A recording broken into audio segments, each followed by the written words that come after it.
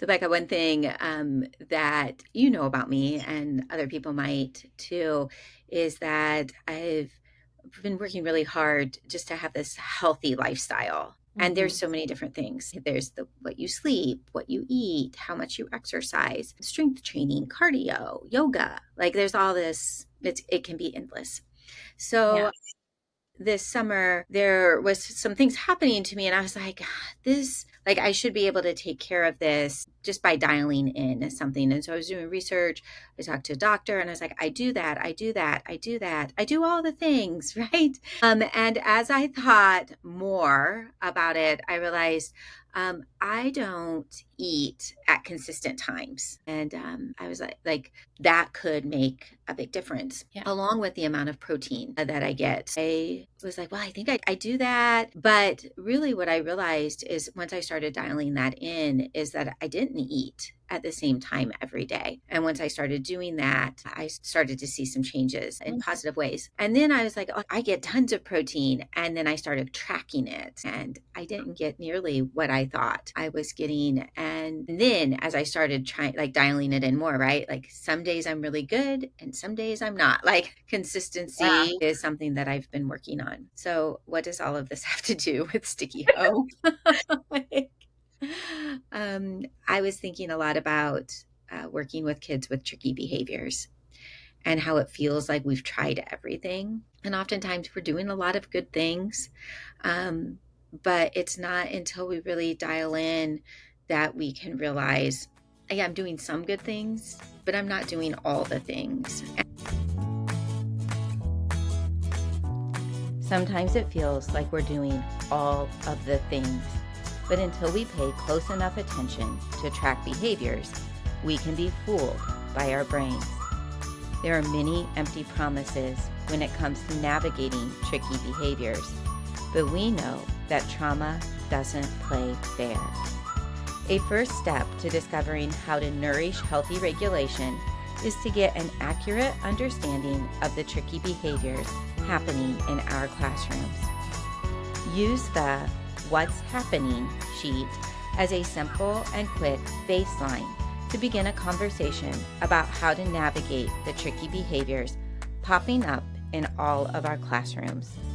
This is Sticky Hope. There's a lot of resources out there for us. So sometimes it can feel, I don't know what the word is, a little gimmicky, I think sometimes, or, like I want to hack. And what I've realized with a lot of the things that I've been trying to dial in with my health is that there's really no shortcut for it. And my brain can trick me. My brain can think I'm doing a lot, that I'm being a lot more consistent than what I'm actually being, and that I've tried a lot more things than what I've actually tried. And I just wonder if this is sometimes true in our classrooms too, because we see all these ideas and we hear about tricky behaviors. And I've tried to navigate it in my room, but sometimes it's hard to really get a handle on what's actually happening. I think it is so important to stop and consider the role that slowing down and dialing in and then trying something consistently can have in making positive change. And in regards to tricky behavior, it's critical to the success of that child that you take the time to slow down and consider what's happening and then work alongside that child and their family and the rest of the team at the school to make a plan to support that child in working towards healing or growth or learning whatever it is that's identified that they need so that that child can feel success and be positioned to learn. In having the conversation about this consistency and identifying what's happening, I realized this is a way bigger process than just like, oh, that kid shouts out a lot, I'm going to use a token system with them and by October they'll be done shouting out, right? Like that is not the reality. And let's just like linger there a little bit because I think there's a lot of things out there that tell us that that is the reality. Right. And then it makes, like, at least for me, it makes me feel like I'm failing. Like, oh, that didn't work. so I must not be doing the right. Like it must be my fault. So For I think sure. there's some like systems out there that are making promises that trauma doesn't play fair. Say it all the time. Like Yeah. trauma doesn't play fair. And so what I think is really exciting about what you're going to share is like, yes, it's this big process. And there's a first step that, in about a week can help us really figure out what system do I want to try to see if it's going to make a difference. Yeah, it's so important to remember the role that trauma could be playing. And you're right, trauma doesn't play fair. And so there are things out there that they're kind of like band-aids, right? It'll get better for a little while and then the behavior will reappear in times of stress or after a major break or transition, and the band-aid won't work the second time.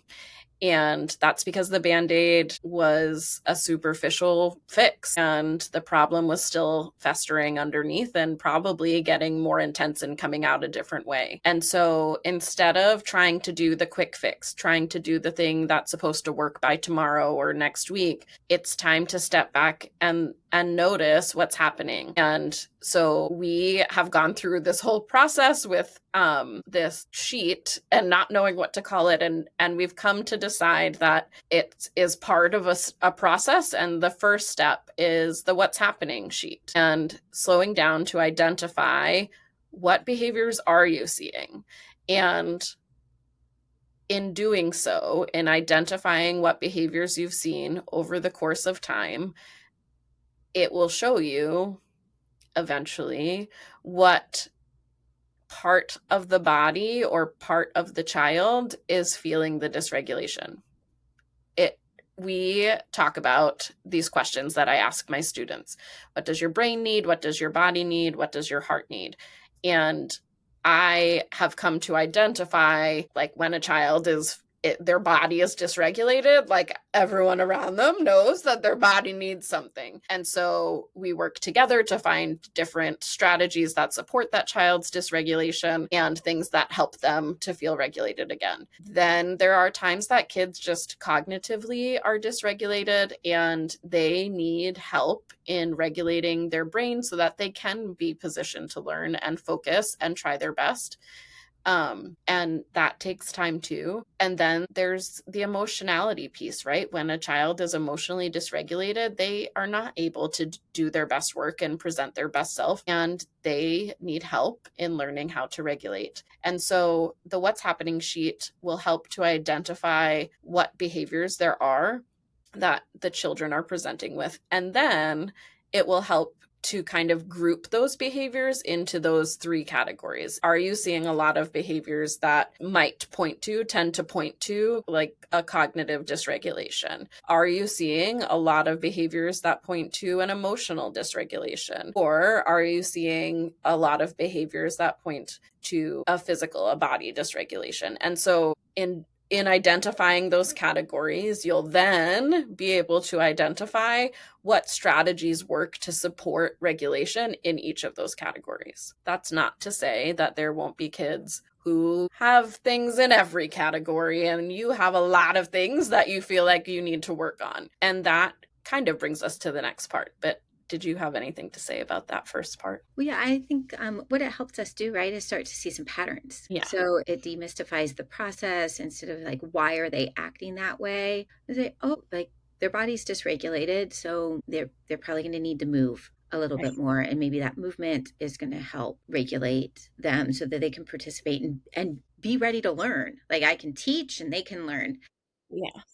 And so I think like that's one of those differences where it's helping teachers be able to say this is like okay, this kind of makes sense. So now instead of a token system, maybe there's something physical that they can do that's You're going to help building their movement body. breaks, and right. And there's so much power in the understanding, right?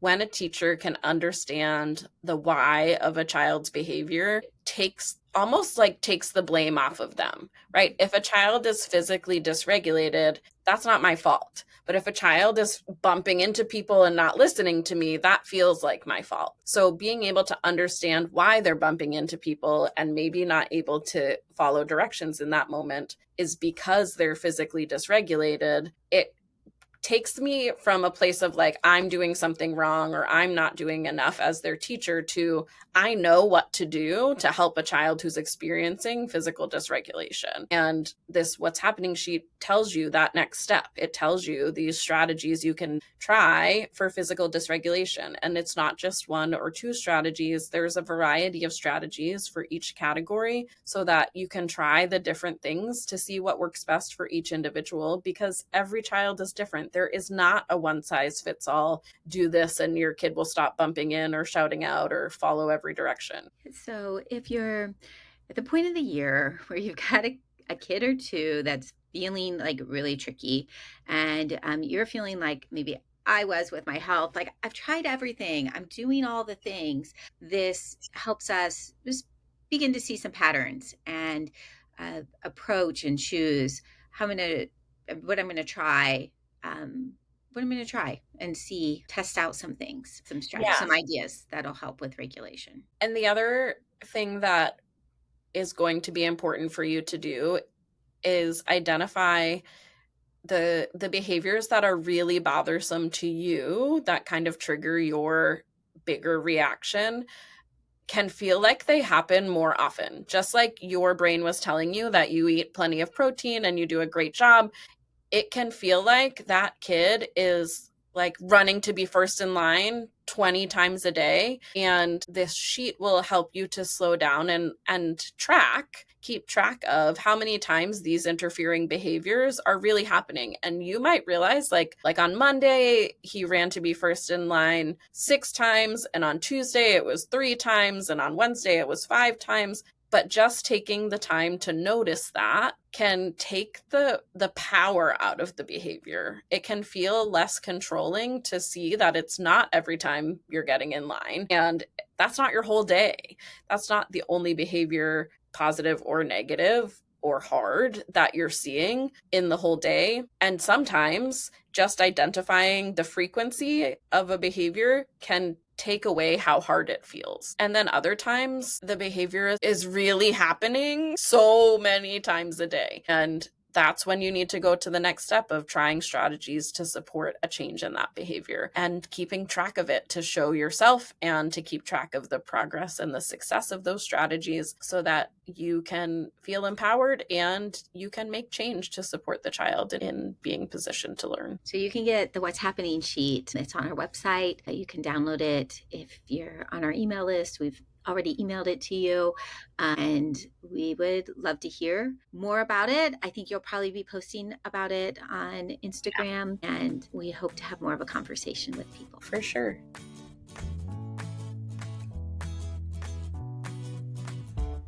Takeaway number 1. Our brains can fool us into believing that we are more consistent than what we actually are. Take the time to track the tricky behaviors you see popping up in your classroom with the What's Happening sheet. If you're on the Sticky Hope Notes email list, this was delivered to your inbox. If not, go to www.stickyhope.com and sign up for the Sticky Hope Notes, episodes 28 to 33. You'll receive the What's Happening sheet and other useful resources as soon as you confirm your subscription. Takeaway number 2. Remember that trauma doesn't play fair. Tricky behaviors are popping up in all of our classrooms. It doesn't mean you are failing as a teacher. Take time to pause and remember that you are exactly where you need to be. We can navigate tricky behaviors with care and compassion. If you love this podcast, please take a moment to follow us and leave a rating and review. We also hope you'll tell a friend. Tricky behaviors happen in all classrooms.